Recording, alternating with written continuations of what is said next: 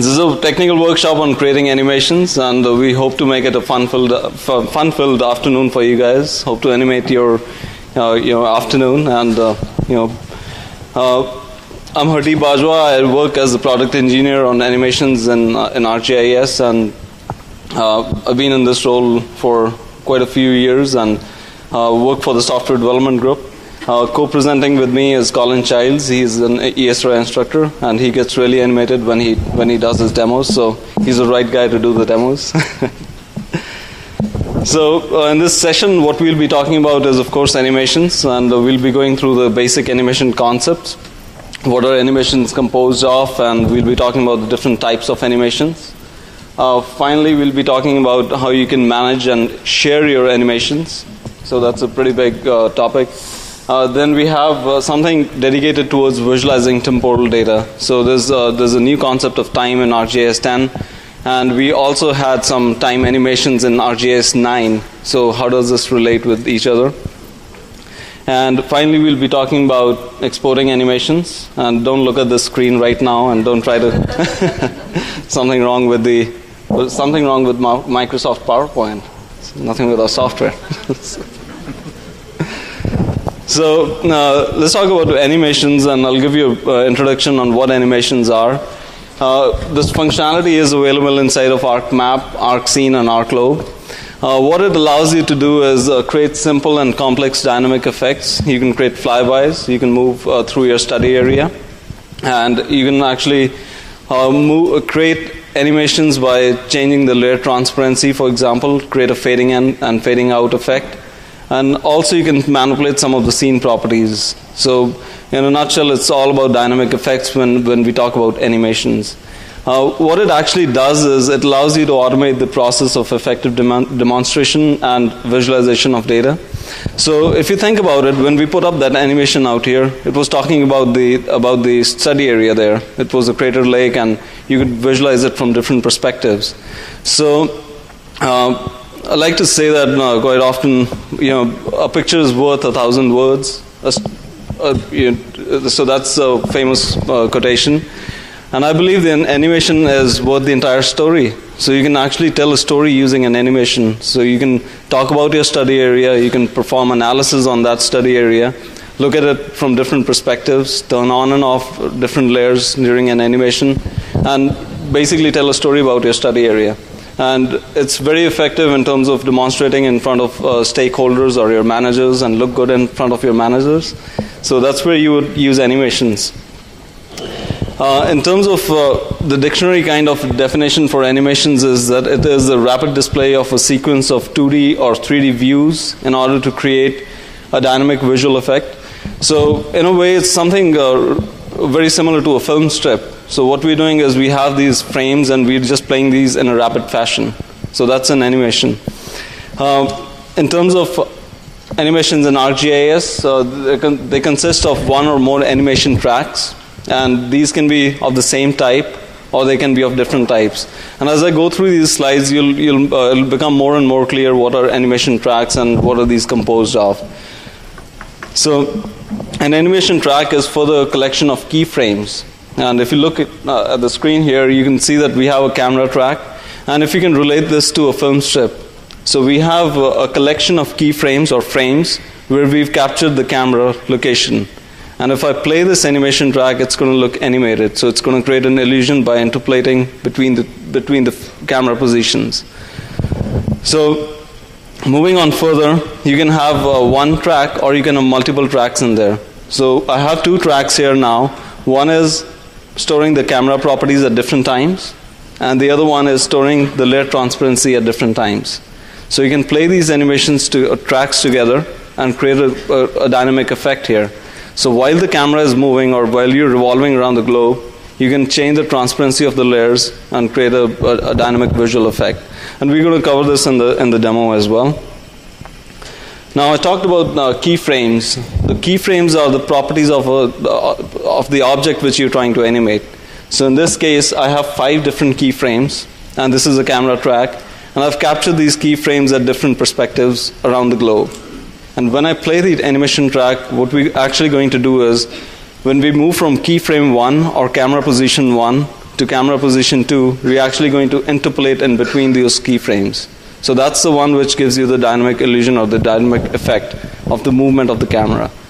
So in a nutshell, the message here is that an animation is composed of animation tracks, which are further composed of keyframes.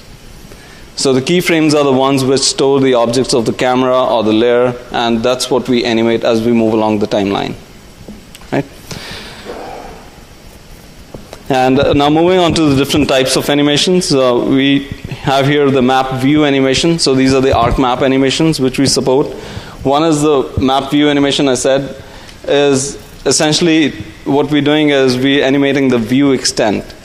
So we've captured one view extent and then we zoomed in and captured yet another view extent and stored it in a keyframe. And then when we play the animation track, it's going to look like an animated effect. Then the other type of animation which we support in ArcMap is the map layer animation. So this one allows you to toggle the visibility of layers, so you can turn on and off layers. And you can also play with the transparency. You can show a fade in and fade out effect. So in this case, we have the fishery closures, so that's one data set, and after a while, the oil spill data set is turned on. So we're just toggling the layer visibility in this case. Right, in ArcScene, we have the camera animations. So this is the animation type which allows you to move the camera from two different perspectives and visualize it in an animated form. The properties are listed out here. I forgot to mention in the last slide. But the properties which you can store with the keyframe are the observer, the target, the inclination, all the camera properties. And what we do is we basically interpolate between two camera positions when we play the animation. Then we also have the layer animation, which allows you to toggle the visibility and the visibility of the layer. So you can turn on and off layers here. Also, we have the transparency. You can fade in and fade out layers. So you can see here with the camera animation, I also have a layer animation, which is showing us the portions beneath the dam in this particular area. So I'm making the aerial imagery transparent as we move along the timeline. Something unique to ArcScene is that you can also change you can transform layers. So you can scale those layers, you can translate those layers, and a typical example there is if you want to move a plane along a flight path, so you can use that the translation properties and move it along a flight path inside of ArcScene. So that's kind of unique to ArcScene, what you can do here. In terms of scene, there's another animation which is again unique to ArcScene, when you can change the sun position and the background color to show a day and night kind of effect. So that's the scene animation type. Moving on, we have the ArcGlobe animations, and the first one here is the globe camera animation, and as you can see here, you can visualize the data from different perspectives. And the other one is the globe layer animation. Notice that the only properties you can change in globe layer animation are the visibility and the transparency. You cannot actually apply the 3D transformations here. So you cannot move a plane along a flight path if you want to. So that's only unique to ArcScene. Right, then moving on to time animations. So this is something which we supported in ArcGIS 9. And in ArcGIS 10, what we've done is we've unified this experience. So if you're working with temporal data, you should use the ArcGIS 10 time slider. But if you want to create some dynamic visual effects, when you want to, in this case, I'm moving the camera to the oil spill area in Gulf of Mexico, and then I'm animating over time. So that's when you would use the time animations. So there's a very specific use case for using the time animations. We're going to cover that later in the session as well. And finally, how do you create these animations? It's basically using the animations toolbar. So the animations toolbar is available inside of ArcMap, ArcScene, and ArcGlobe. And it has a drop-down menu where you can create keyframes. You can also create group animations, flybys along a path. And you can also, once you've created your animations, you can save these animations. And you can export these as videos, as QuickTime or as Windows Media Player's AVI format. So those are options there. And new at ArcGIS 10, we've also added the option to export as sequential frames. So you can export your animation as frames on disk, which is basically the BMP and JPEG formats. I'll be covering that later as well. Once you've created your animations, you can use the animation controls dialog. It's on the right side, and you can play, pause, stop, and record animations on that. So it's like a standard animation player. One very useful tool is the capture view tool. It's a camera button out there, and what it allows you to do is it's actually going to capture the view as it is and create an animation for you. So it's the simplest way to create an animation or a flyby for a certain area is using the capture view tool. So we'll be covering that in the demo. Here's a laundry list of what you can do with what type of animations you can create. Everything is simple. Forget what I said on the advanced. There's no advanced stuff here. So I'm just kidding. So the advanced stuff I would say is actually the ArcObjects customization. If you want to change a different property, for example, if you want to change the layer contrast, you can actually create some ArcObjects customization and change the contrast on the layer, for example, which is not supported out of the box. So it's a very flexible framework in terms of customization. All right, it's off to Colin now. All right, everybody. Everybody hear me at the back there? Hands up. You hear? Good. Okay. Let's take a little adventure. Let's go and play with some animations. And I'm planning a vacation pretty soon, and I was thinking of perhaps visiting Crater Lake. And I looked around, found some really nice data of Crater Lake. Thought I'd put a hill shade down below, and I would drape the elevation with a little shading on top of that, and then I would take the lake itself and I change its transparency, and I've got a really nice view of what the lake looks like. And I'd like to spend a little time creating an animation to show my wife what we could possibly expect to see while we're looking and visiting Crater Lake. So what I may want to do, because she doesn't like using GIS software all that much, is I may want to go and create an animation. So I'd go to my Customize dialog, and the animation toolbar is now embedded into the toolbars option here, and I'd bring up the toolbar. Now this is a very, very simple toolbar because it gives me access to all the tools I want to use and want to need to create an animation. If I drop down, I see I have the opportunity here to create keyframes. These are kind of the equivalent of snapshots or pictures, and I may put a whole bunch of them together into a track, and then I can play that track. I could also create a group animation, as Hardeep mentioned, where I can have all these layers get turned on and turned off as I'm viewing something, and so I can fade out and fade in and see different things. Or I could create a time animation, which we'll talk about a little later. If I had previously created an animation, I could also load in an animation file that has stored all these properties or parameters that I need to recreate an existing animation that I might have made. Well, let's do it really, really simply. And look at the animation tool, and there's a really, really simple tool called Capture View. And I call it the Say Cheese button. As I click it, I'm going, Say Cheese, I'm taking a snapshot. So I've basically created a single keyframe that would be strung together with other keyframes to create an animation. So if I can view this, I can go and have a look at the animation manager and see that that single click that I just did with my little camera tool created a single keyframe, and it automatically also created a track for me in which to store or to play these keys or pictures or frames, if you like, as I progress. Now let me close this and let's go to a different area. So this is a snapshot of the overview area.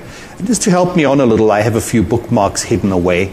And I'm going to go to an area called Watchman's Butte, and I'm going to zoom to that area. And I see there's a lookout tower, so I want to create another keyframe, so I'm going to use the Capture View button. Then I'm going to move to another area on the opposite side of the lake called Mount Scott, and I'll zoom to that one, and I'm going to capture a view. And then I may move to an area to the south called Applegate Peak, and zoom to that area and capture another frame. Finally, I'm going to end up looking at an area called Wizard Island, and I notice there's a hiking trail on there, so that might be quite fun to do. Perhaps we'll use a canoe, go across the lake, and end up on the island and go and hike on the island. So again, we'll take another view, capture a view. Before I go and do all the fun stuff, let's take a look at what happened each time I used that Capture View button. And you'll see that I created several keyframes, several snapshots. Now, these individual keyframes, if you look at their properties, are quite interesting. They're recording the min and max X and Y location. So basically just the extent of the area that I had snapped as a keyframe. So this is a property of creating an animation in ArcMap, is it captures purely a min and max extent for the area that I'm looking at. Notice again I also have one track, and this track will play for the entire duration of the animation, and I can set how long I'd like that duration to be. I can also see here that that one track has the ability, or is showing me the time period. And if I wanted to, I could kind of click on here and move around and show the animation itself visually from the animation manager. Let's do it this way. Let's click on the button here that opens the animation controls. And as Hardeep mentioned, I could very simply hit the play button, and the software will fill in all the spaces between the keyframes and animate my animation. But that was rather quick, wasn't it? You didn't really see much happening there. So what we could do, actually it's busy calculating. I tested this a few minutes ago. It always happens. Let's go back over here to the options.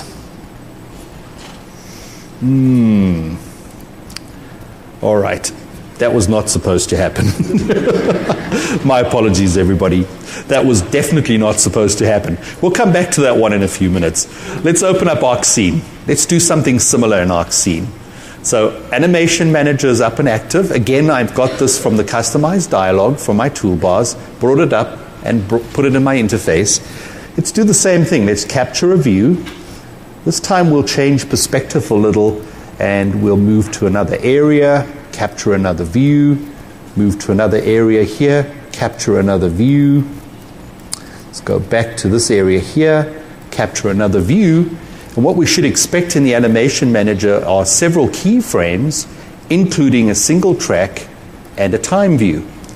Now let's take a look at those tracks, those keyframes this time.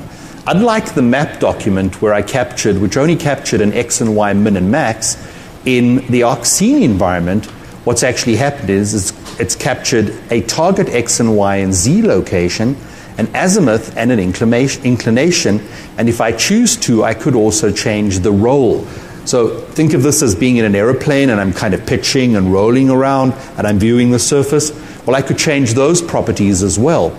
I could change the viewing angle for each of these frames as well, and other properties such as the ortho extent for X, Y, min and max. Let's see if we're a little more successful this time.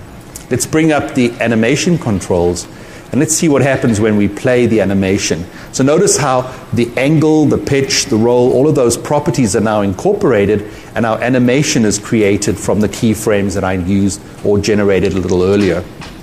Now, a few things you can do with the animation control is go to the options and say, you know, you played it in 10 seconds. That was a touch too fast. Let's make it 15 seconds this time. And by the way, I'd like you to perhaps change and play only from a certain duration, not the entire animation, or I want to play it once forward, or I'd like it to be in a loop, so it'll just continuously animate the same information.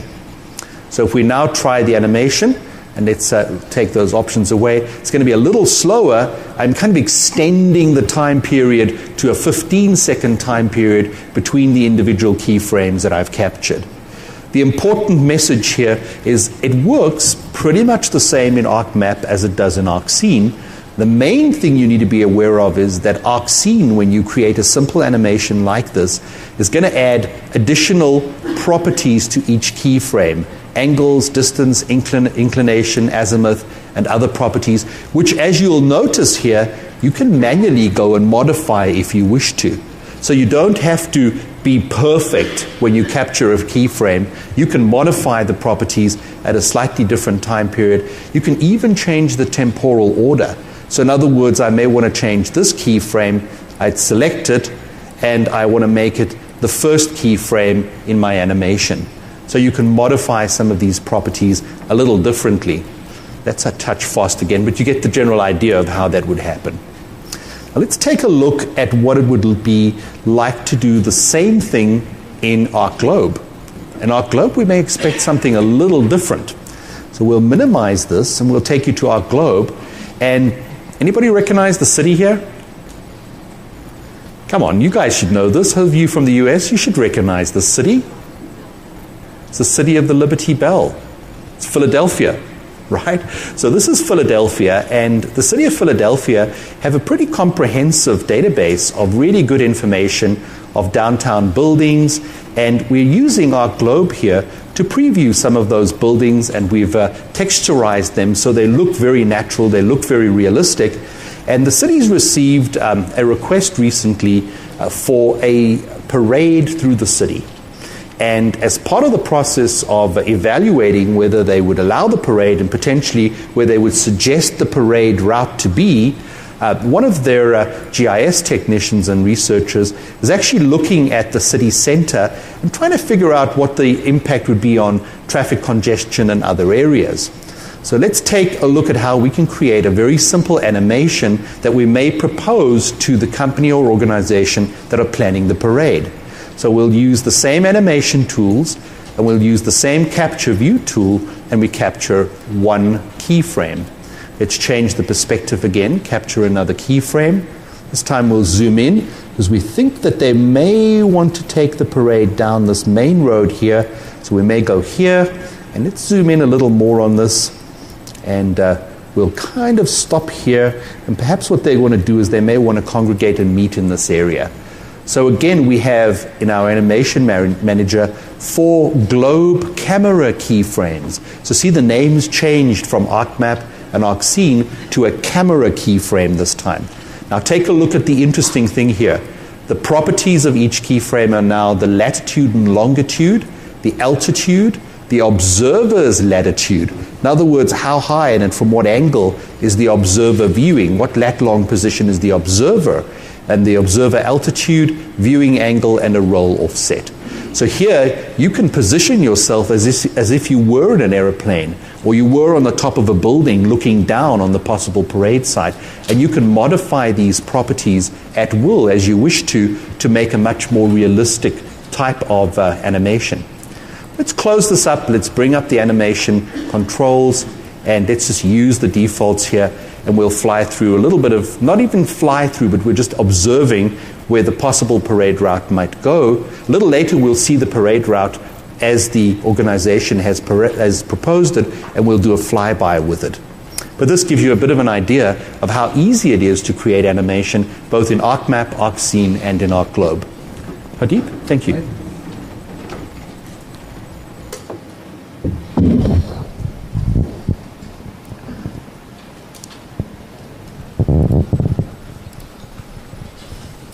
Right, thanks, Colin. And as Colin showed you, it's pretty simple in terms of capturing the view and creating an animation out of it. And he talked about the animation manager. So what the animation manager allows you to do is actually organize and manage animation tracks and keyframes. So you can change the properties. Once you've captured those, you can change the properties later on. And you can manage your animations using this animation manager. The other thing is, one handy tool here is you can also select a particular keyframe, and you can update that particular keyframe. Wherever the camera position is, you could actually change, and you can update that particular location. So you can make changes to the properties of the keyframes and the animation track. In terms of the time scale properties, this is something, it's a little complicated thing in terms of the animation manager. But if you can think about it, that the animation inside of the ArcMap or ArcScene or ArcGlobe applications, it's normalized from 0 to 1. So it has a 0 to 1 scale. And within that, all the animation tracks are having a normalized time. So for example, I have the layer track, the scene track, and the camera track in this particular graphic. The camera track is being played from 0 to 1, which means that it's going to be played for the entire animation. Whereas the scene track is going to start around 40% of the animation and end at about 75%. So you can, this concept, what it allows us to do is we can place these animation tracks with respect to each other. So these, this is the time scale properties which allow us to create those dynamic visual effects. As I mentioned, individual tracks can span any section of this 0 to 1 range, and here's the scene track example.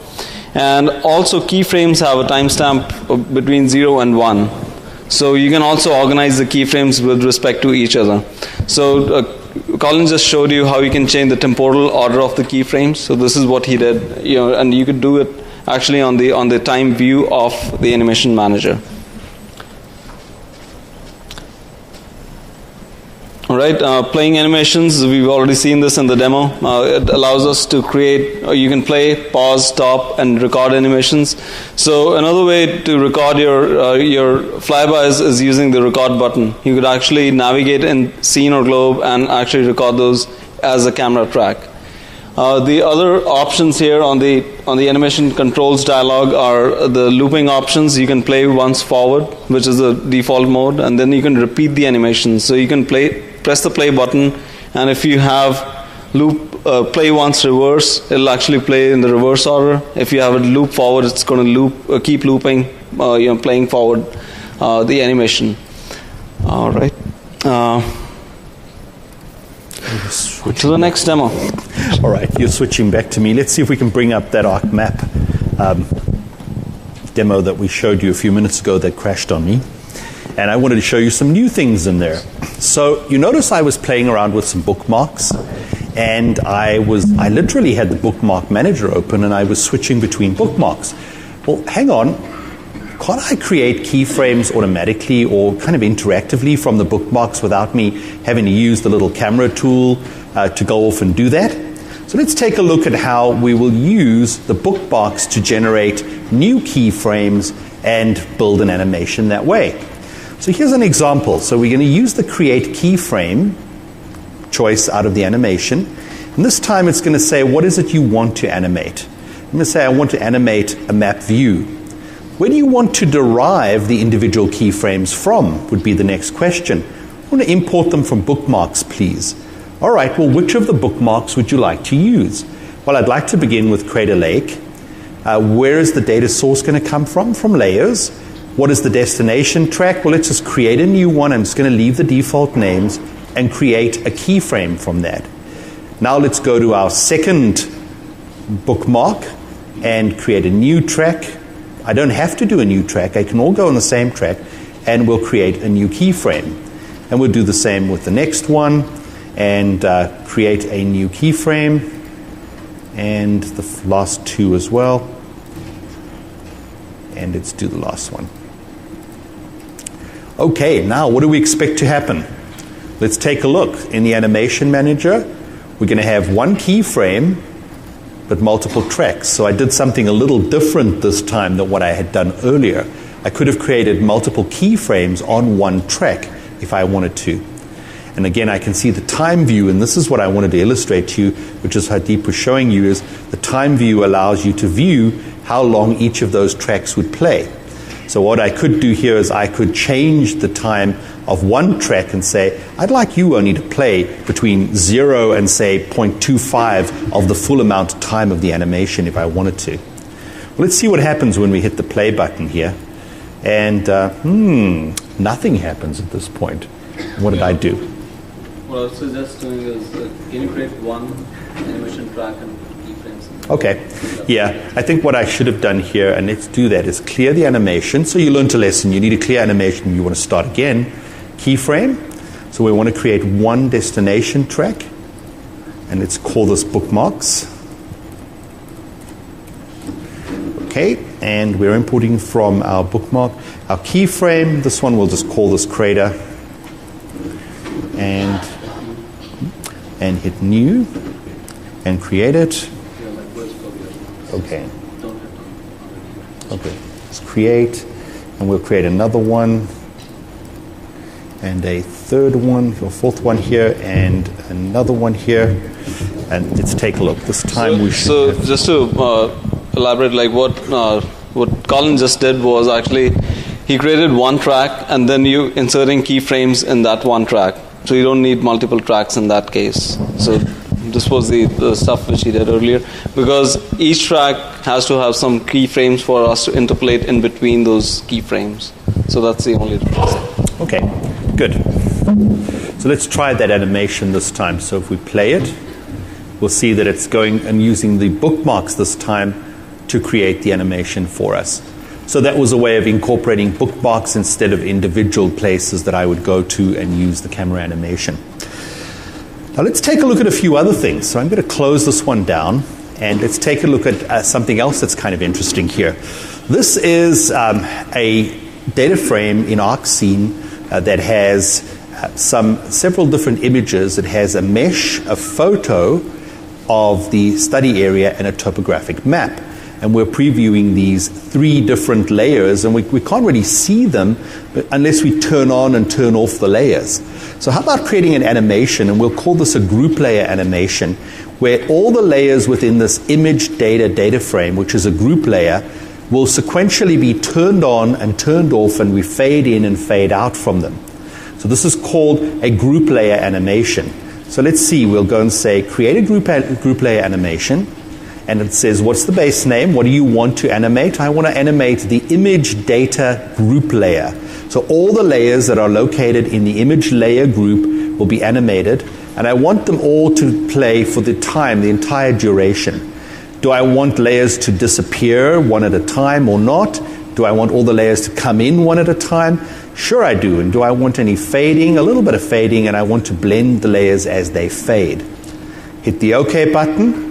And let's take a look at what's happened in the animation manager.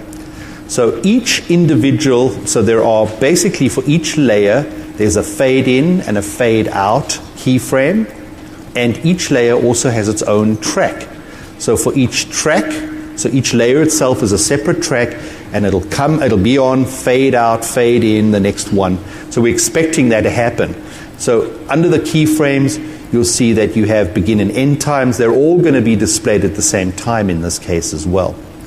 Let's choose the close button. Let's hit the play, and let's see what comes back at us here. So each layer comes on, eventually fades out. Next layer comes on, fades out, and then the last layer comes on. Now let's do a little something else here. Why don't we go and combine what we're looking at here with layers being turned on and turned off with a little navigation. So we can do a little bit of work by navigating, and we can add another type of track in this case to do that. So let me move this out of the way, and you'll see that you can add a keyframe in here, and this keyframe is another track that we could be adding. So let's add another. In fact, what we'll do first of all is let's clear everything up. We'll start from scratch with a keyframe, and what is it we want to do? Do we want to animate the scene? Yes, we do. And actually, the simplest way to do this is just going to be to use the camera, do this, capture a couple of frames like that. All right, so now we have one track that is created, a capture track, and we have keyframes for that one track. And the next thing we're going to do is add to this a group animation. Now, the group animation, I don't want to display at exactly the same time as my previous animation. I want to start this at 0.5 of the time. So halfway within the full animation, we want to start fading in and fading out the layers of the image data group layer. And I'm going to use the same blend in and blend out properties here. So initially, we're going to expect some rotation and movement around, and then about halfway through the entire animation, that stops, and we start seeing the layers come on and off. So let's play. Now we see the rotation based on those capture views I just did. And there we go. About halfway through, we start seeing the layers come on and go off.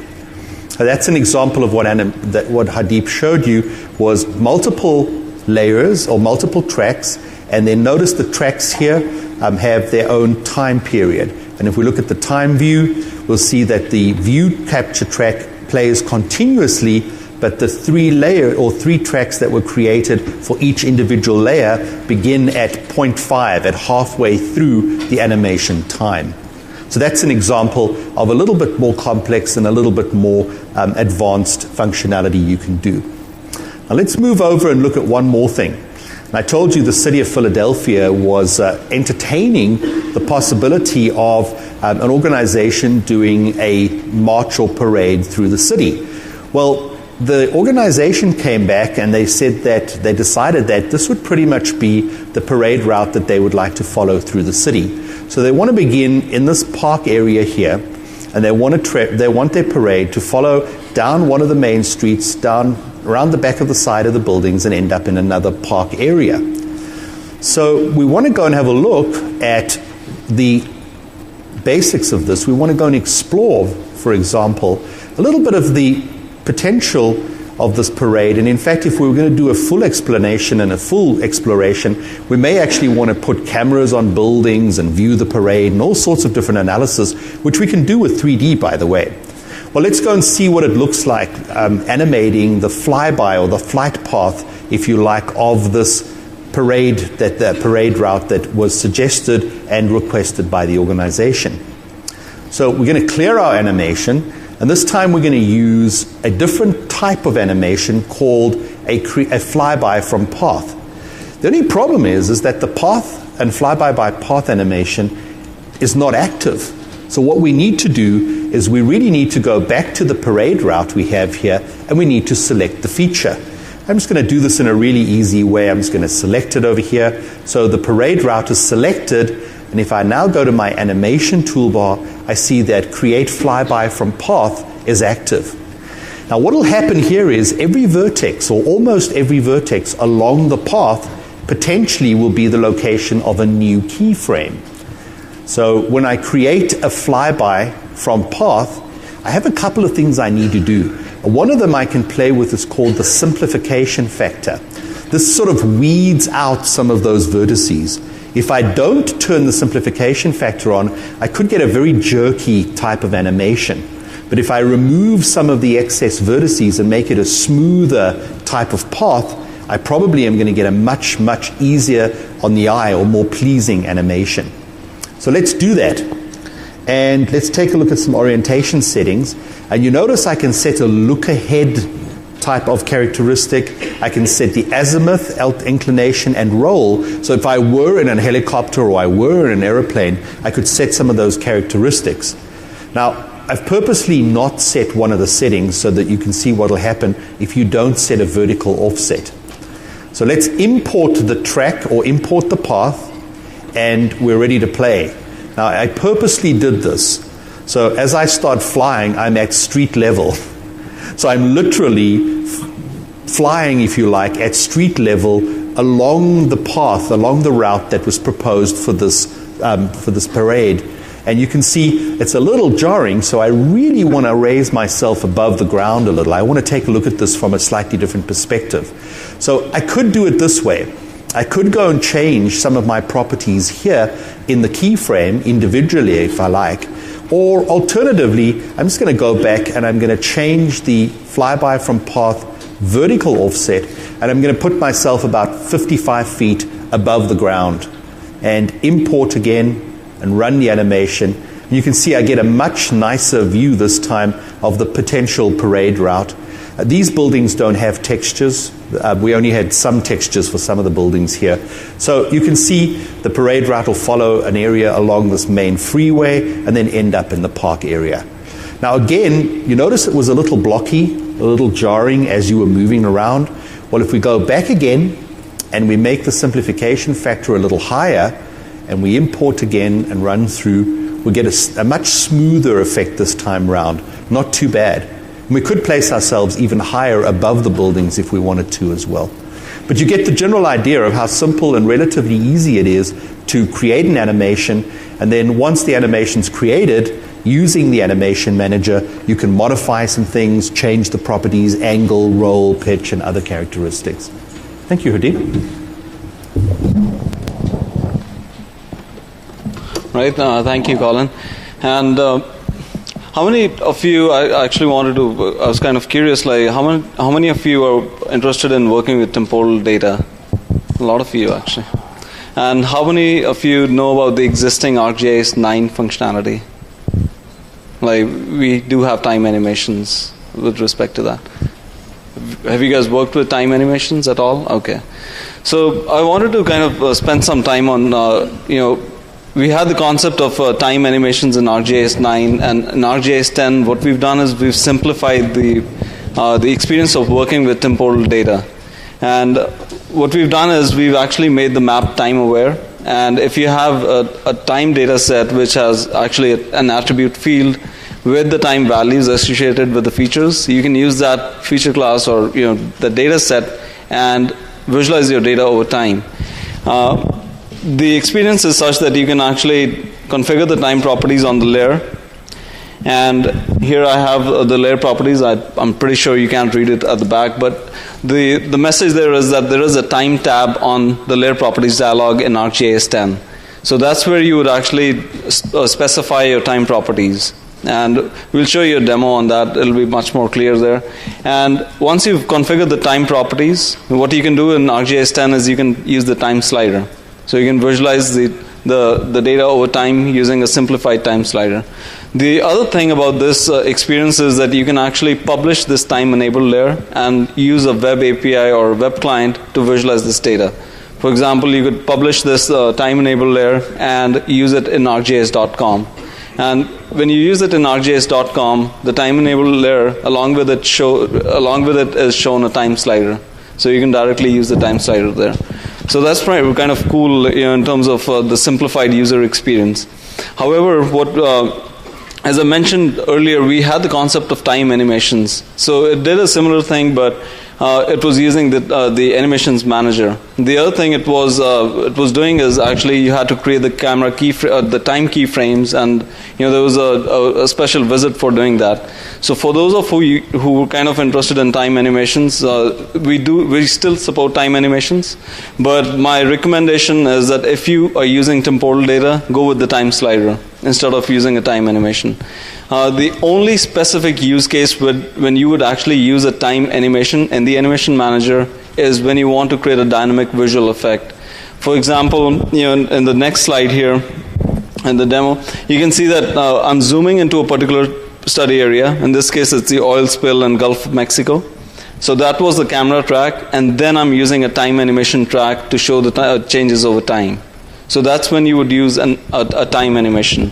And a lot of times you want the fade in and fade out kind of effect using the layer animations. So you could use the time animation track with the camera track or the layer track to create those dynamic visual effects. The other part is that when you're using the time slider, you cannot actually animate the camera with the time slider. So that's the message here. So we wanted to put in some slides here on temporal visualization. So after you, Colin, it's going to be much more. The demo is going to be much more explanative in terms of what I meant when I was talking about time. Turn that on. Okay, everybody. Quick question. Where were you on the 17th of January in 1994? Was anybody here in the Los Angeles area? Anybody at all? Couple of you? Do you remember what happened on the 17th of January 1994 at about 12:30? Can you remember that really nice jiggle you had, the Northridge earthquake? So I thought what we'd do in this example is explore the Northridge earthquake and take a look at some really interesting data related to earthquakes that occurred before and then at the time of, and then all the aftershocks after the Northridge earthquake, and then some of the effects to some of the areas surrounding Northridge after the earthquake happened. So here is a little example of the major fault lines in the Northridge area. Northridge actually falls sort of in the central or in this area of the valley in LA. And it's a really interesting area, but for many, many months before the earthquake, there were smaller earthquakes, lots and lots and lots of them. This is just the number of earthquakes that occurred over a period of about a year before the major one hit on the 17th of January 1994. You can just see the huge number here. But this number doesn't tell us very much. You can just see a whole bunch of dots. Bigger the dot, the higher the magnitude of the earthquake. Smaller the dot, the lower the magnitude. But wouldn't it be fun to be able to play this information over time and see, weekly, daily, was there a growth in pattern, a whole sort of flurry of earthquakes before the real big one hit or not? Well, what we could do is we could take this earthquake data if it had a date field, and we could use that date field to drive animating or displaying the time or date property. So if we take a look at this attribute data, we see that we have the earthquake magnitudes, and we do happen to have the date of occurrence and the time of occurrence as recorded. Now, all over LA, we have these sensors that measure micro earthquakes and bigger ones and so on. And a lot of them, if they're really big, they actually get elevated up to a laboratory in Pasadena that monitors all these. And every now and then I get these alerts on my phone going, 4.3 in this area. That's when I get worried. About 4.7, I get really worried. Well, anyway, wouldn't it be nice to be able to play all this information and view these earthquake occurrences as they happen? Well, before I do any work on a date field like this, I may need to do a little bit of cleaning up. Sometimes date or time information doesn't arrive in a format that is palatable to us that we can really use. Sometimes it's in more than one field, a from and a to time. Sometimes it's in a format that we can't use at all. This happens to be okay, but assuming it wasn't, what would I do to fix up this data and get it into a format that I could use in an animation or with our time slider tools?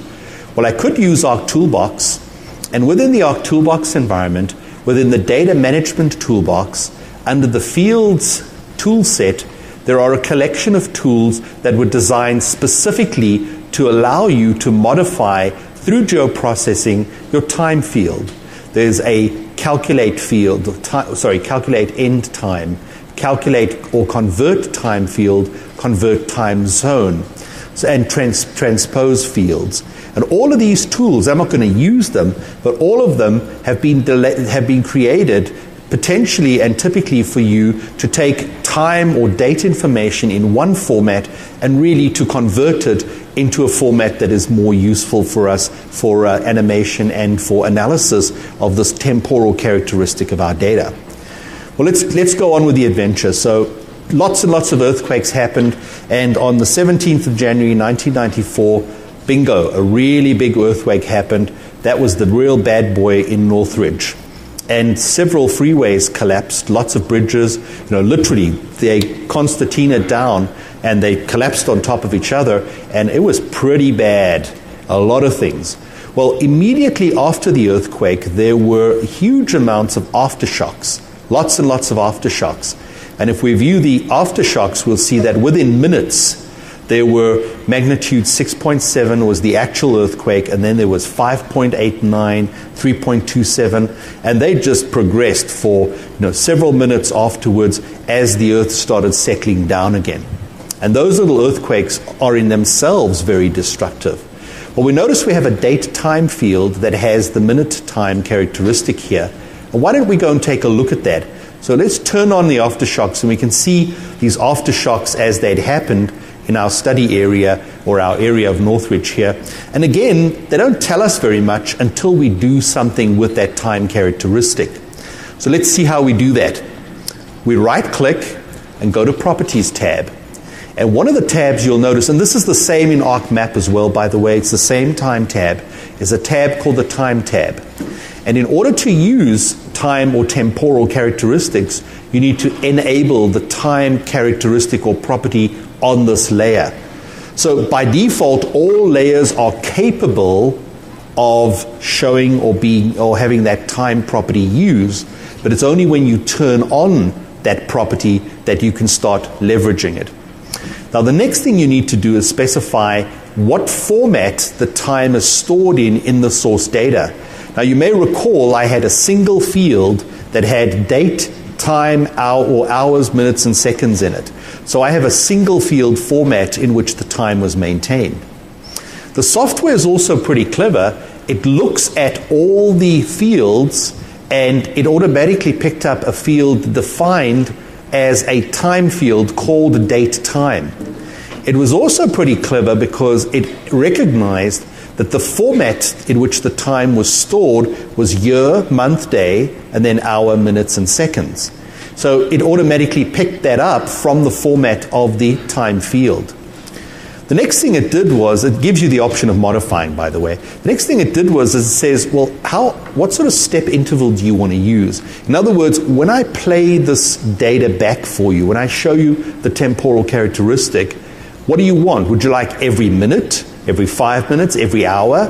Well, we're really interested in seeing the aftershocks on a minute-by-minute basis after the earthquake occurred. Now, the other thing that's really important for us is this data was captured on the West Coast. So we may want to put in our time zone, and we happen to be in Pacific time, which is around -8 hours away from the standard time. So UTC -8 or -8 gives us Pacific time. What we may also do is check on this little box that says display data cumulatively. So as one occurrence happens, the next one will be added. It doesn't remove the previous one. So now we're ready to go, and we're ready to take a look at the time characteristics here. So the time is set up. I'm still seeing everything. Why am I not seeing anything happen here? Well, let's go and have a look at why. Because what we need to do is we need to use our, let me move that out of the way, time slider. And in order to use the time slider tool, we need to turn on the time slider to enable the time, and then we can go ahead and just play our time. So we turn it on, and now we're ready to play. And oops, that was a little quick, wasn't it? A little too quick. So what we might want to do is go and change some of the properties here. And our time step interval was 30 days. Not good. We want this every 1 minute. And our time window is in minutes. So let's see what happens if we try it out now. So on a minute-by-minute basis, as soon as our earthquake occurred, we can see how the aftershocks started. Some of them along certain faults, and the distribution is pretty interesting. A lot of them along existing faults, and the little lines you see there are actually the faults in the area that illustrate those why they may have occurred. And the orange ones are pretty big ones.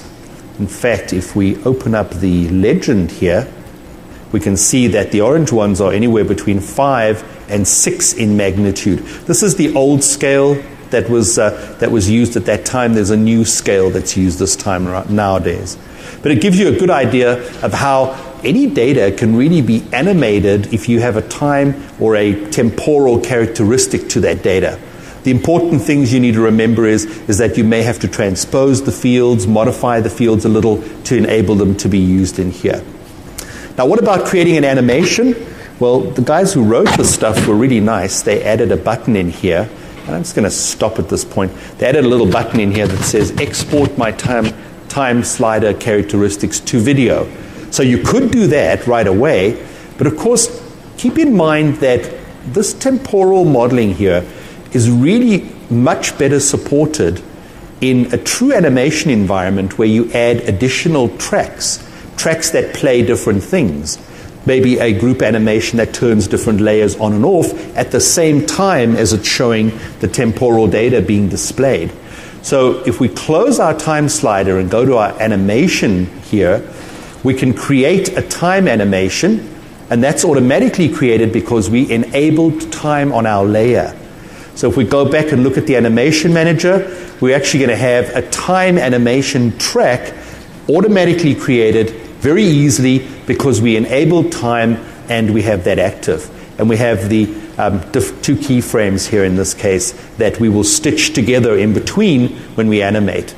Now the next thing we may want to do is we may want to zoom in a little over here on this area, and we may want to capture a frame, do another frame over there, maybe another one over there, and another one over there. And now if we play our animation, let's see what we have. We have 2 tracks.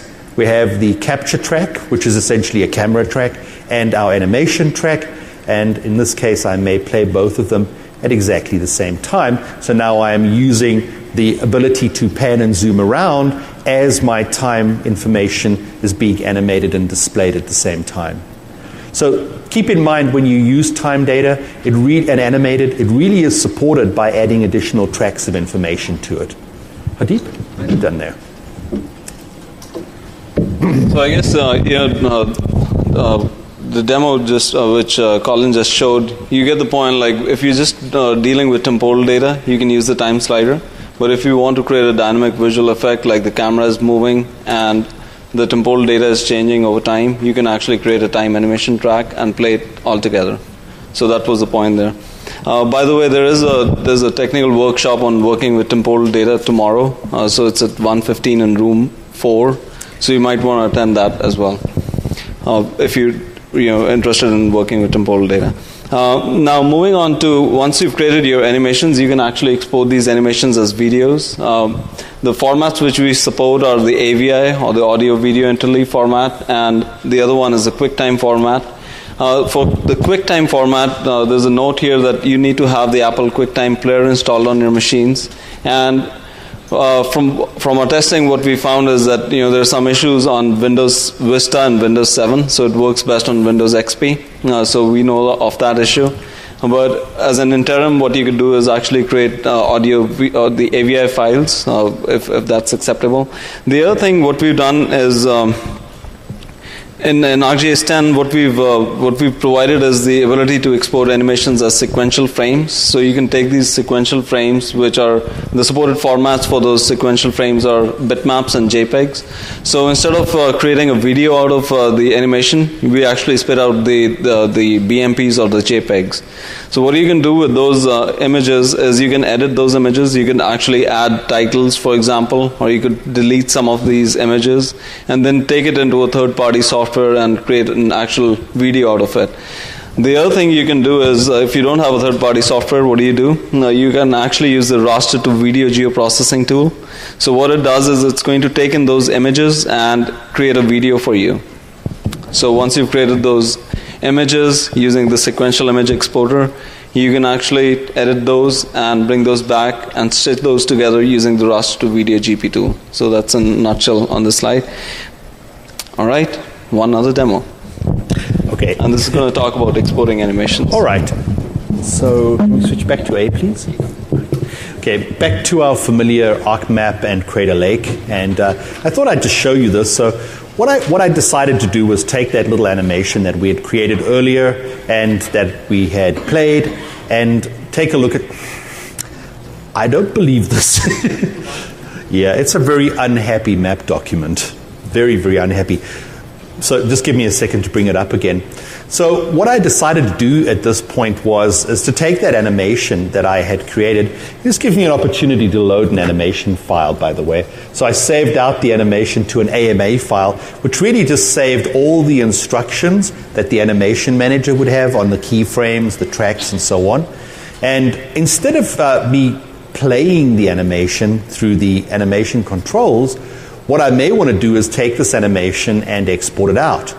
So I could export the animation out either to an AVI file, as Hardeep mentioned here, or I could have exported it out to a set of sequential images. So essentially, those original keyframes that I created become images, as well as several intermediate images that transition from each keyframe. So if I choose sequential images, and I choose to place this in an area and hit the export button, it's going to ask me what type of things I want to do. But you want to do it again? Let's do it again, sorry. So export animation to sequential images. Rename this file. Okay, let's just call it test. Okay, test images. I actually already have them, so we're good. Right, if we export out, it'll ask me what format do I want to export out to, JPEG or BMP. It'll ask me if I have any kind of file name prefix. I may just call this crater. So each image will go out with the keyword crater 1, crater 2, crater 3. How many images per second do I actually want to have? Do I want 1 image per second to be taken? Right now it's going to create 40 images. Let's just take 1 image per second, so I'll have 20 images. Estimated folder size will be 26 megabytes. So it's going to go out and it's going to literally snapshot frames through the animation and generate the animation as a series of sequential images. Now to help us, actually you can see what it looks like if you like. There they are. So you're literally seeing the sequential images taken and written out as a series of sequential images. Now, I did this previously. I took the same animation and I put them out as a series of sequential images like this. And then I played around with, I have PaintShop Pro.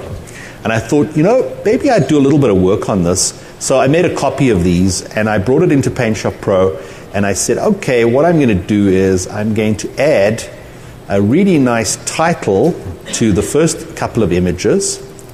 So I have a nice title on each image in my processing package, and I also took each of the images and I used an option to kind of watercolor them, just for fun. And then I said to myself, well, how about creating a video out of these images that I've now modified? I've put titles on. I even put a frame around them. So what am I going to do to create a video? How do I do that? And it's actually really, really simple. So what I want to do is I want my toolbox open. And within our toolbox, if I go to the conversion tool set, so I go to the conversion toolbox, I'm going to go from raster to video. So I'm going to point the input folder to be the one that contains all my information. Let's see, that's in demo 4, and it would have been this folder here that had, actually no, it would be the one I modified, which would be that one. And then I would specify the output video file to create. I'd specify the input format of the images in the folder. I'd specify a codec if I wanted to modify those. And I would give a frame rate if I chose to, and the quality.